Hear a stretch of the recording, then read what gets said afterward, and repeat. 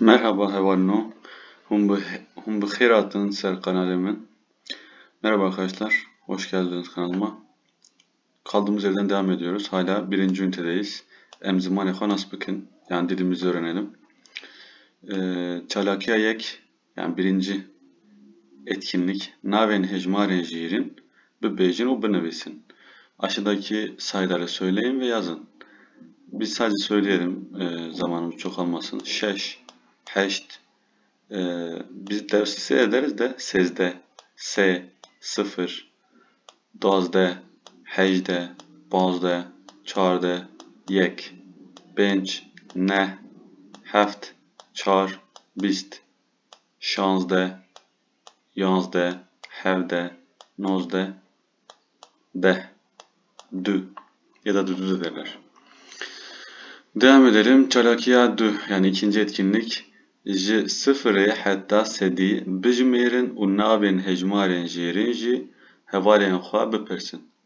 Sıfırdan 100'e kadar sayın ve aşağıdaki sayıları arkadaşlarınıza sorun.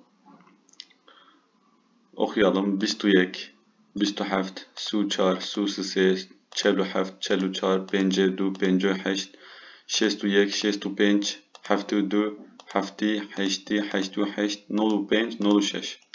Çalakiya se yani üçüncü etkinlik. Hecmaren jêrin bir rakamın binevisin.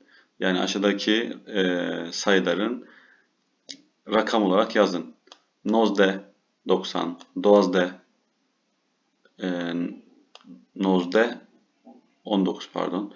Dozde 12, şazde 16, sezde 13, dü 2, heft 7, bist 20, se 3, çar 4, ne 9, bazde 15, şeş 6, çarde 14, yazde 11, hevde 17, heşt 8, hecde 18, hevde 17, 18 mi demiştik buna? Benç 5, de 10, yek 1. Devam edelim. Çalakiya çar yani dördüncü etkinlik. Hecmaren jêrin yani aşağıdaki sayıları dınav hevokanda bikarbinin cümle içerisinde kullanın. Se, heft, yazde, çarde, bist. Ne örnek olarak? Ez yazde salime. Yani ben 11 yaşındayım. İşte men se sev kri. Ben 3 elma satın aldım. Heft ne diyelim? Heft roje. Yani bir hafta 7 gündür. Yazdığı kullanmışlar zaten 11. Çarde İro çardeye çardehe meheye. Bugün ayın 14'ü. Bist saat bistara bist derbastuvi. Saat 20'yi 20 geçiyor. Yani 20 dediğimiz 8 akşam 8. Devam edelim. Üniteye yeke devam ediyoruz. Artık söylemiyorum. Emzimane xonas bakın. Dilimizi öğrenelim. 5A S 3. bölüm. Zargotin. Ne diyelim buna? Zargotin yani güzel söz. Hoş sözler.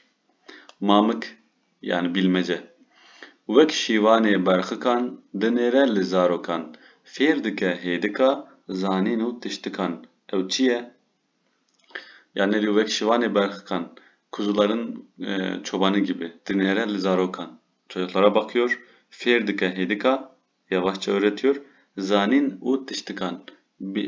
Şeyleri ve bilgileri. Bu nedir? Muhtemelen tahmin ettiğiniz gibi öğretmen. Mamuste. Li mam heye, li xal tune, li mal heye, li bal tune. Ev çiye? Bunu anlamadım ama li mam heye yani amcası var, li xal tune dayısı yok. Li mal heye evde var, li bal tune yanında yok. Bu nedir? Bilemedim bunu. Belki siz bilirseniz yorum yazabilirsiniz. Tuje veke şur, hoşe veke bilur. Tuje veke şur yani keskindir kılıç gibi. Hoşe veke bilur bir saz gibi de güzel.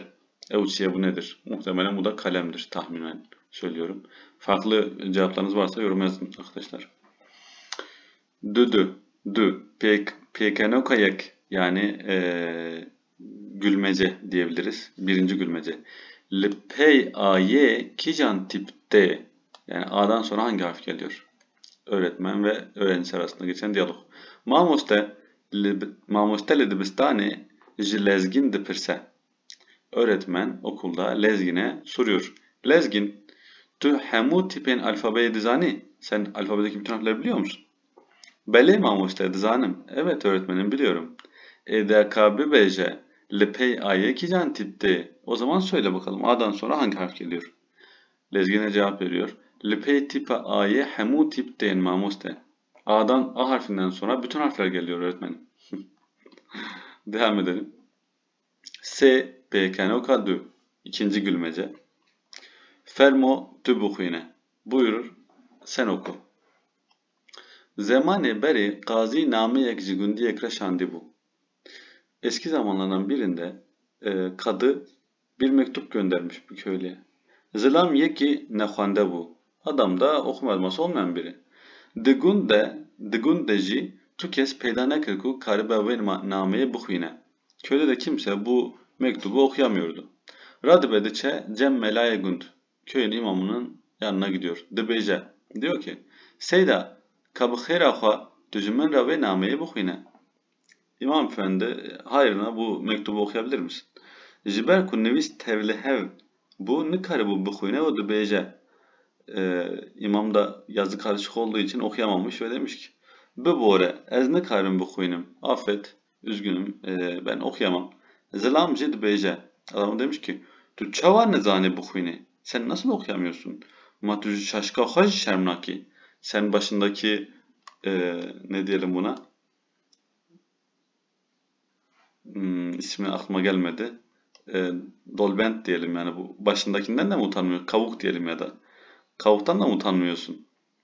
Mela le vedgerine. Yani imam ona cevaben ma bu şaşkiye. Yani bu kafamdakiyle mi oluyor? Nahve haştere şaşık u fermutu bukhine. Madem öyle al sana bu dolbenti, kavuğu. Sen oku o zaman. Evet, devam edelim. Neçira peyvan yani kelime avı. Name, mektup, kazi, kadı, şaşık. Ne demiştik buna biz? Dolbent diyoruz ama tam isim aklıma gelmedi. Beş açar Hoçapirs yani bulmaca. 4. bölüm bulmaca. Evet. 1. Ahmedi Hane Anadolu Lisesi'ne ne yazmışlar? Handingeh yani okul.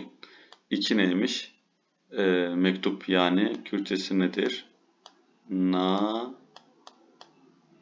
me. Evet. 3. Ne var? Bu 9 var. 5 var.